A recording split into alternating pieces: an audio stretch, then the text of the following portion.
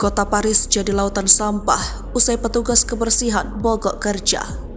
Serikat Pekerja Kebersihan dan Sanitasi di Paris, Prancis mengumumkan bahwa mereka akan menangguhkan mogok kerja mereka pada Rabu 29 Maret 2023. Aksi mogok kerja yang dilakukan para pekerja kebersihan di Paris selama 23 hari terakhir membuat kota tersebut berubah menjadi lautan sampah. Diperkirakan 10 ton sampah menumpuk di jalanan Paris mengotori setiap sudut kota. Hal itu terjadi setelah petugas kebersihan melakukan aksi mogok kerja hampir sebulan lamanya.